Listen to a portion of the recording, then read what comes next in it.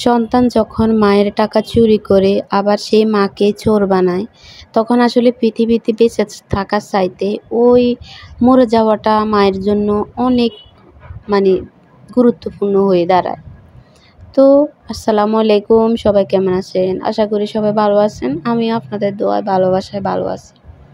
তো আজকে আপনাদের সাথে রান্না করতে করতে একটা কথা এটা বাস্তব, আমাদের বাড়িওয়ালা উনি কথাই আপনাদের সাথে শেয়ার করতেছি। আসলে বাড়িওয়ালাদের আমি ওদিন বলছিলাম যে বাড়িওয়ালা সবার সন্তান মানুষ হয় না, বেশিরভাগই অমানুষ হয়। অমানুষ হয় কোনগুলা? যাদেরকে মা বাবা অনেক আদর করে মানুষ করতে পারে না, অতিরিক্ত আদরের কারণে সন্তানগুলো হয়ে যায় অমানুষ, পড়ালেখা করাতে পারে না তারা। আসলে যাদেরকে মা বাবা পড়ালেখা করাতে পারে শেষ পর্যন্ত তারাই ভালো হয়, তারাই জীবনে কিছু করে। আমি যে বাড়িওয়ালার ছেলে, ওরা ওই দাপটটা দেখায় না। আমি দেখছি, এটা আমার চোখের দেখা, আর আপনারাও জানেন।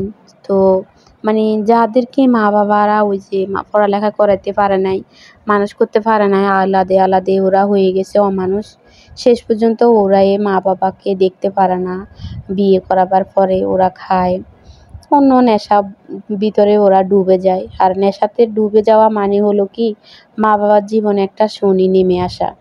তখন মা বাবা না পারে কাউকে বলতে, না পারে তখন সইতে হয় কি, তখন বেঁচে থাকাটাই অনেক কষ্টদায়ক হয়ে যায়। তখন মা বাবা কিছুই বলতে পারে না।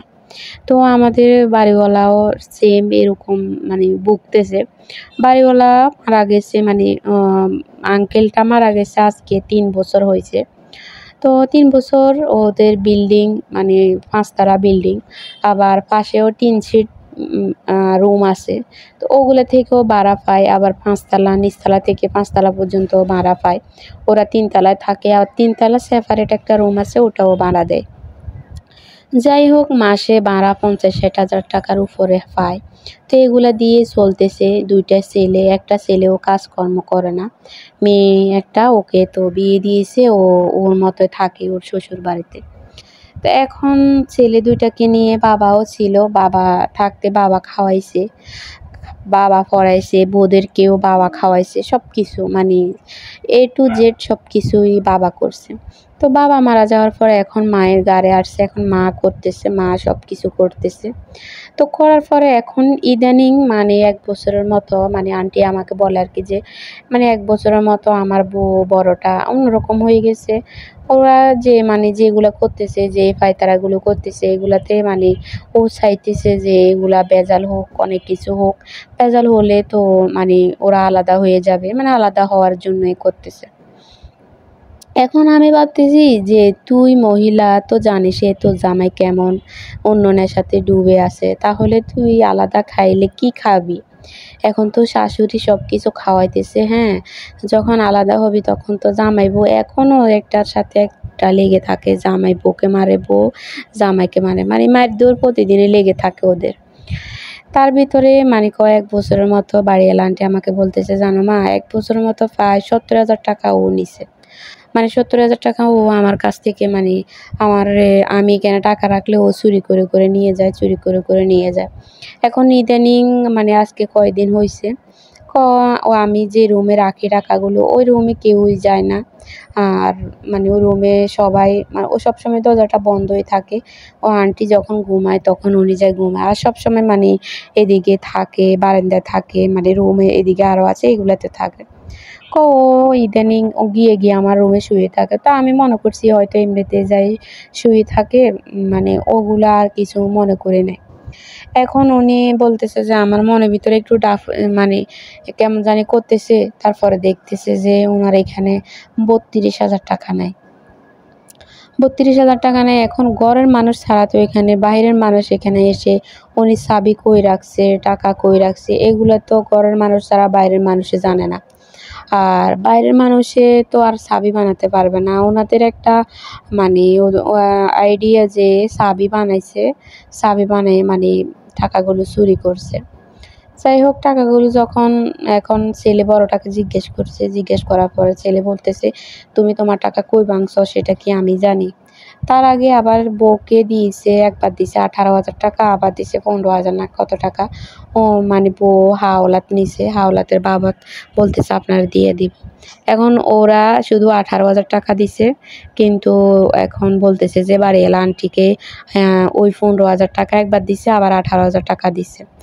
এখন বাড়িওয়ালার আন্টির যে কথা, যে কার্যকলাপ, উনি মানে ভুলার কথা না। উনি কোথাও একটা সুতা রাখলে ওই সুতাটার কথাও 2 বছর পরে মনে থাকে।